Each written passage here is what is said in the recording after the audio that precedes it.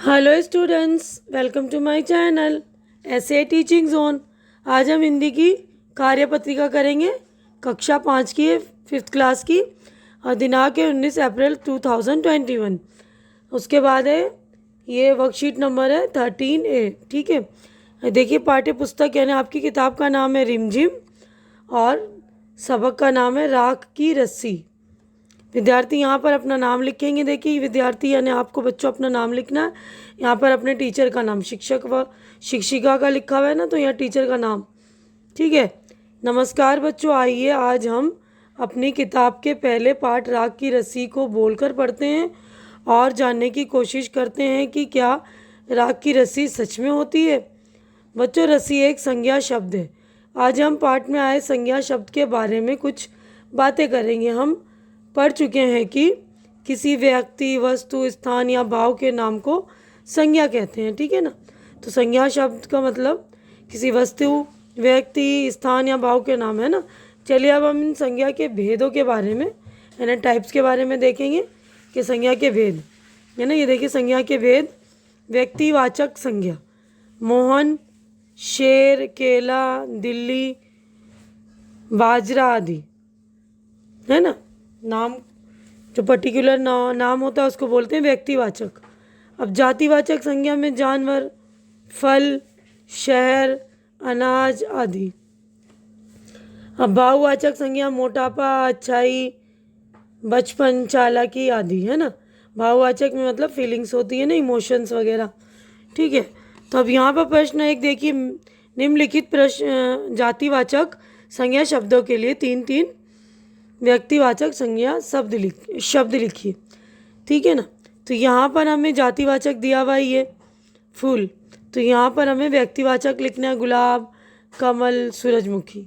अब यहाँ पर फल दिया हुआ है तो हम लिख सकते हैं, देखिए केला, आम,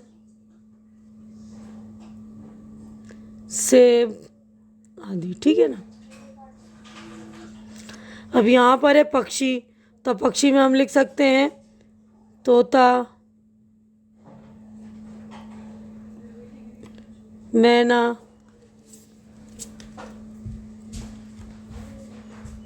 चील आदि। ठीक है। अब यहाँ पे ऐतिहासिक इमारतें हैं, तो ऐतिहासिक इमारतों में हम लिख सकते हैं लाल किला,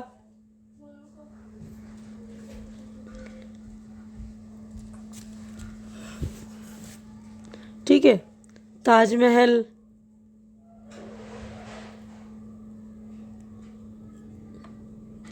कुतुब मीनार, है ना आदि।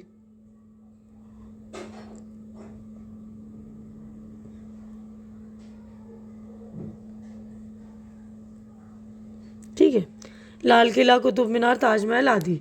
ठीक है। अब अगले प्रश्न की तरफ हम बढ़ते हैं। देखिए प्रश्न 2 है, नीचे लिखी गई पंक्तियों को ध्यान से पढ़िए और उनमें आए संज्ञा, व्यक्तिवाचक, जातिवाचक और भाववाचक शब्दों को छांटकर अपनी कॉपी में लिखिए। तो हमें 3 लाइनें बनानी है। ऊपर लिखना है व्यक्तिवाचक, जातिवाचक और भाववाचक संज्ञा। ठीक है ना।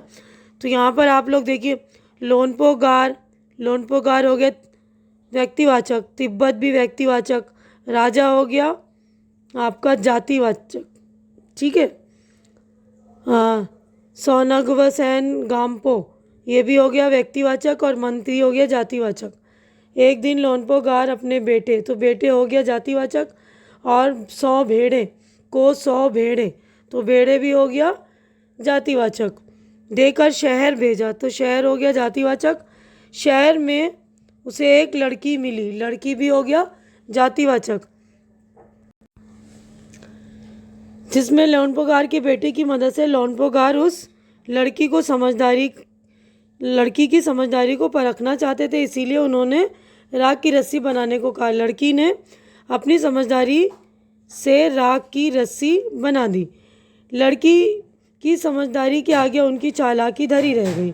ठीक है ना। तो अब यहाँ पर हम निशान लगाते हैं। देखिए तो देखिए यहाँ पर है जो लोनपोगार है व्यक्तिवाचक, तिब्बत भी व्यक्तिवाचक हो गया, सनगवसेन गाम्पो भी हो गया व्यक्तिवाचक, राजा हो गया जातिवाचक। ठीक है। और मंत्री भी हो गया जातिवाचक, और बेटे भी हो गया जातिवाचक।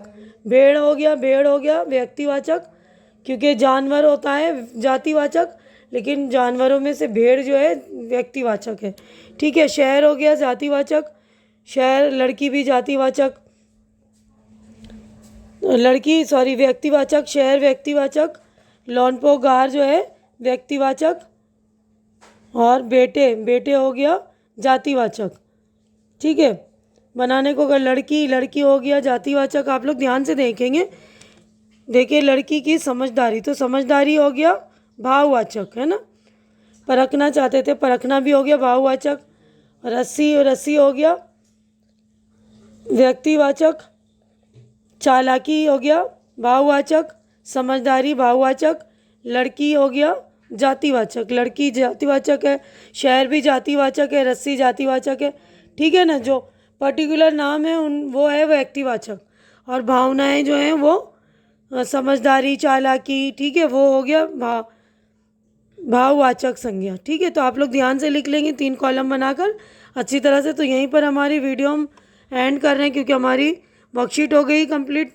आशा करती हूँ कि आप लोगों को मेरी ये वर्कशीट अच्छी लग रही होगी। अच्छी लग रही तो इसे लाइक कीजिए, ज़्यादा से ज़्यादा शेयर कीजिए, और मेरे चैनल को सब्सक्राइब करके मेरी हिम्मत बढ़ाइए। हमारी मुलाकात अगली वीडियो में होगी। तब तक के लिए गुड बाय, टेक केयर।